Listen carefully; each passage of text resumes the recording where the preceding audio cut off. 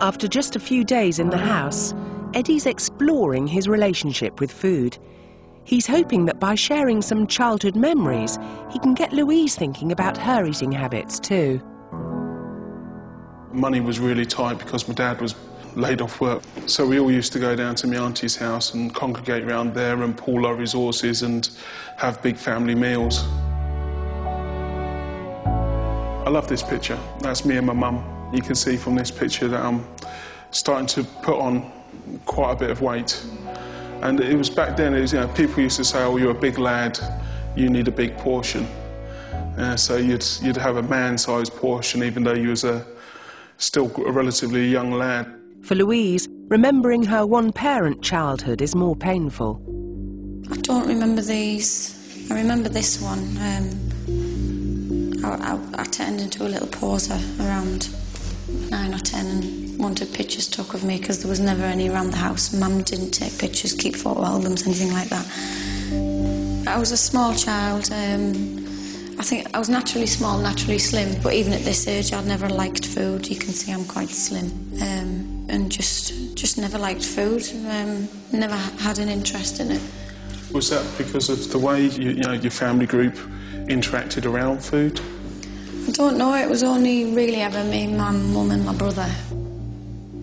Never really had big meals, didn't look forward to eating, would just eat.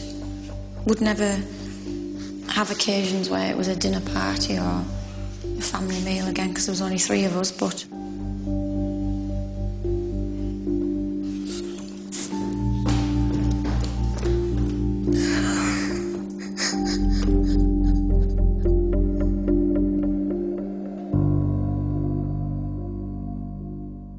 I think we've touched slightly on some of the darker and happier days for Louise, and possibly the part of her life that she isn't ready or prepared to share with us.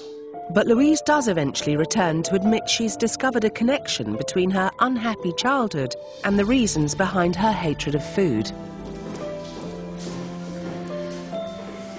Sorry I walked out. Okay.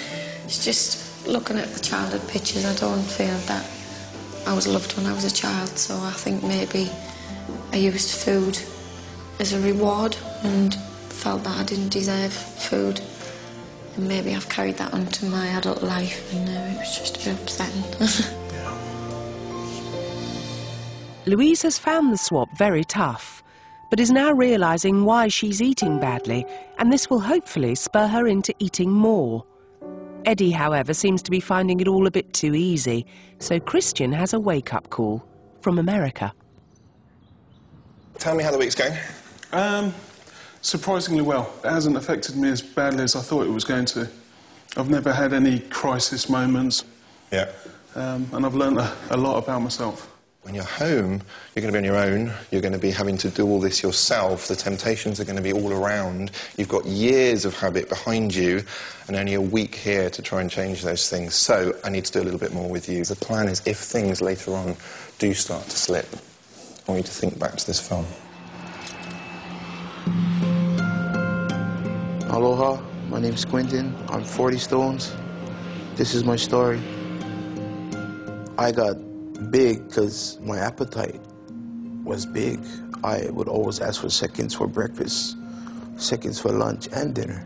It's hard, it's like you're addicted. It's like a drug user or alcoholic.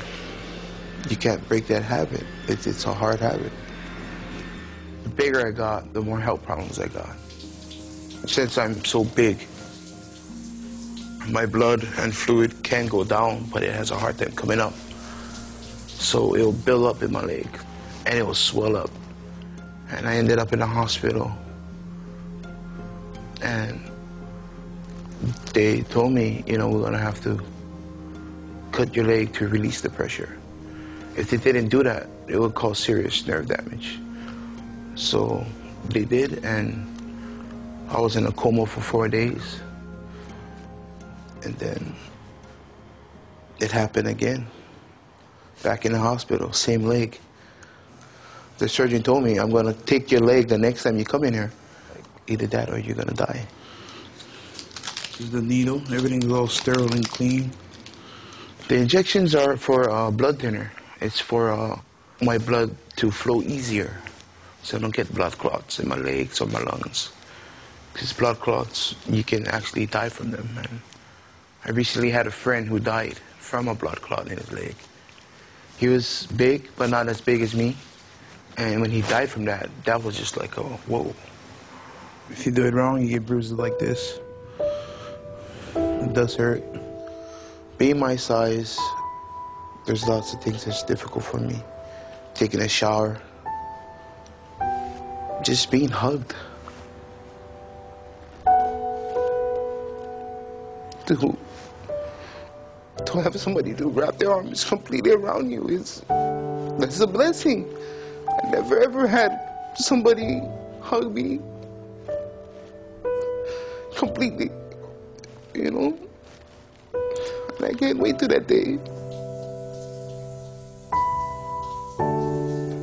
I will say, Edmund, make the right choices in life.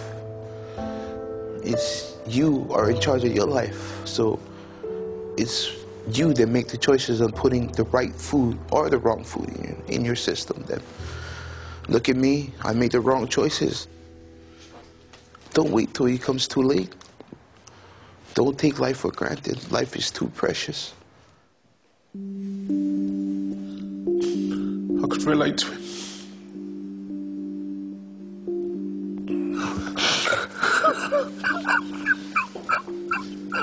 Okay, it's okay.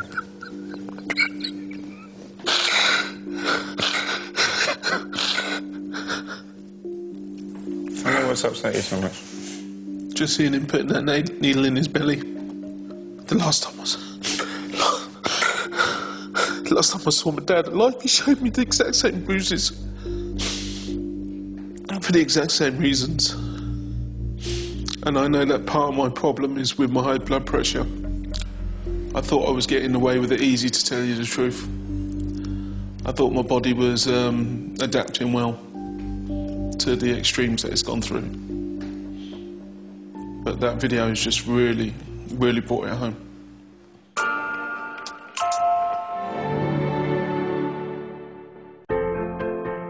Hectic food hater Louise and leftover king Eddie are taking part in our week-long diet swap experiment.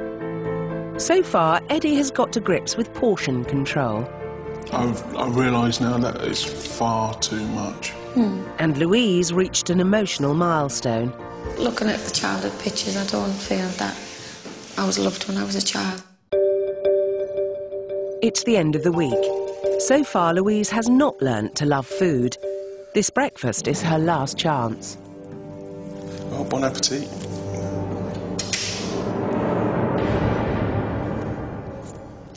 This is nice. Yeah? Good.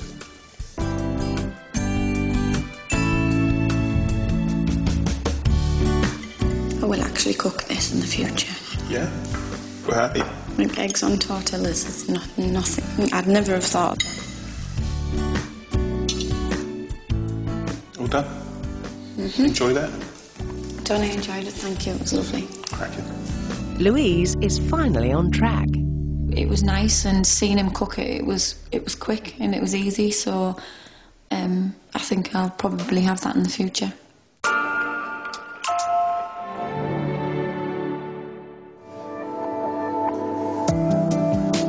Eight weeks ago, Fiona, Morag, Ashley and Roz embarked on a course of therapy to tackle their eating disorder, anorexia nervosa.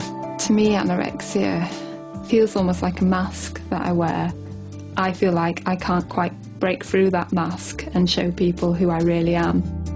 I have forgotten what it's like to be normal. I think I can see it and I can almost touch it, but I can't quite get there. Go on then, throw it to me. I hate myself for my son not seeing me as the outgoing, vivacious, keen, full of life person that I was. I suppose what I take heart from is that I've not always been like this, and I know how fun-loving and how easygoing I was before, and that's what I hold on to. And I just want the real me back.